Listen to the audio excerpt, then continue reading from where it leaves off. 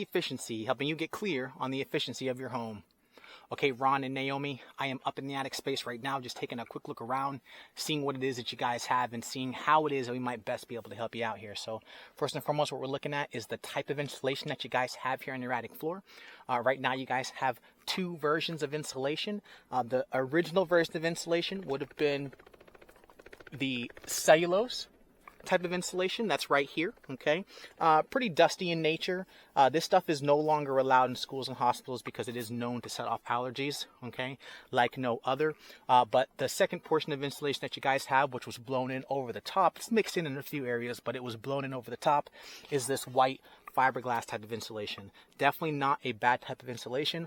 Honestly, the biggest difference between this particular stuff and the newest stuff, the Pro Pink L77, is the newer stuff is pink, and when you put it directly on your skin, the new stuff has zero irritational factor to it. So it's non-toxic, non-dust, and non-itch, whereas this older version works the same way, insulates the exact same way, but it still has irritational factor when put directly on the skin, right? But like I said, its ability in order to do its job is going to be the same, okay? So that brings me to my second point, which is your level. So right now, a little bit of fluctuation, but for the most part, a pretty even blanket throughout. I got the ruler in one of the spots that's not the lowest, but it's not the highest point here. This area right here is one of your highest points, but it's high because the insulation from this area got shifted over.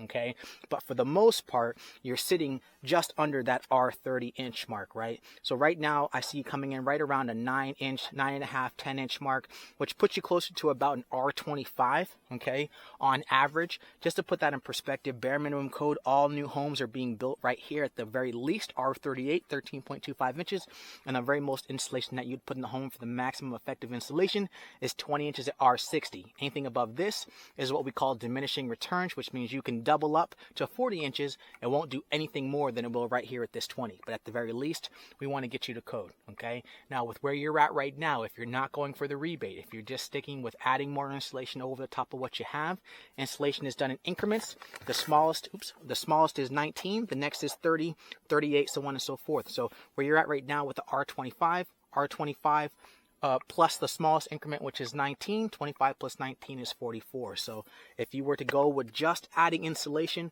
over the top of what you got, you'd start out at the R25, we'd add that insulation, and you'd land at R44. So pretty simple on that, just a hair above code, okay? Like I mentioned to you, Ron, you are in SMUD. SMUD is the only utility company that offers a rebate for this work. It is not always advantageous, okay? Sometimes it requires you to do more or maybe even spend more than what you were originally thinking of doing, right? However, it is an option for you and a great tool if you decide to use it, okay? Like I mentioned to you outside, it's not just insulation. It does hit 3 different variables, so I just want to give you a quick visual, even though I already explained them briefly to you outside. So the first is insulation and making sure we get up to code. Just like I told you outside, though, it does have 2 caveats. One being you can't have rodent activity, signs of fecal matter, signs of urine, and the whole attic cannot smell like rodent infestation. It has a particular smell to it, and it does not, okay? I don't see, I know you said at one point there was probably a rodent. I don't see any signs of fecal matter, not even, I haven't seen any, okay? I'm sure it could be buried in here, but I wouldn't count that as a negative for you guys. That's a good thing that I don't see any, okay? However, the second caveat is the rebate can only be qualified, can only be realized with a maximum of 2 types of insulation. That means you have 1 existing, and then I make up the difference. Well, you already have 2 existing, so if I make up the difference and get you and add that R49 over the top, now you've got 3 levels of insulation, and now you're void. So the only way for you to qualify for that rebate is to remove everything, get rid of the white fiberglass, but also get rid of the old dusty type of cellulose, and then we'll disinfect the area and start over. But that would be the only way to put you in a position to realize that rebate, okay? So we'd remove everything, suck everything out, disinfect it, and then be in a position where we can then seal up the gaps, okay? I explained to you outside, anything on the attic floor, so that's going to be can light. That's what we're looking at right now, okay? And we can see that they housed the unit correctly. They drilled the hole into the drywall, put the unit down, but inevitably there's going to be a gap all the way around this unit, right? And this is an area in which this dust can then get back into the home.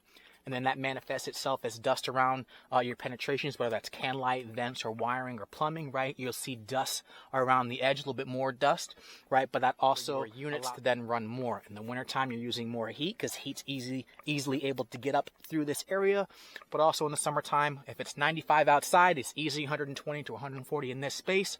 It becomes hot, becomes pressurized, and it can force the heat back down into living space, causing you to have to run the AC more. So by sealing it up, it does two things. One, improve your air quality, and two, have your units running less because you're a whole lot more efficient, right? And so that's going to be interior walls, that's going to be plumbing, that's going to be can lights like what we see here, that's going to be where ductwork meets the attic floor, any kind of penetration, they want that sealed up. Okay, and then last but not least is the tubing that travels your air. Okay, this is your biggest issue of concern, but you already knew that.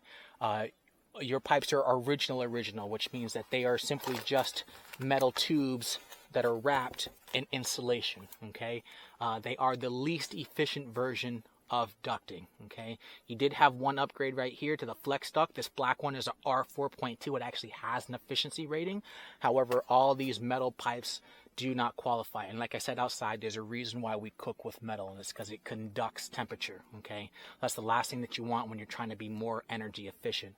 So if we're qualifying for the rebate, we'll remove all these old metal pipes, get rid of the old metal ducts, replace them with the newest version, which is R8. Okay, so that's double the efficiency of your black tube. That's R4.2. You'd be replacing that with R8. And the newest ducts are similar, where they're close to the attic floor so that the insulation can then cover them up and bury them, and you get what is called deep bury, which means that because they're covered, they get to have a little bit more efficiency than if they weren't covered, right? But that's the SMUD requirements, and then we run the two tests to make sure that our duct leakage is less than 5%, but also our leakage as a whole, that the energy in as a whole for the home is leaking less than 5% to the outside. Okay, so as I see it, Ron, I see three options here for you. Option number one is we don't qualify for the rebate.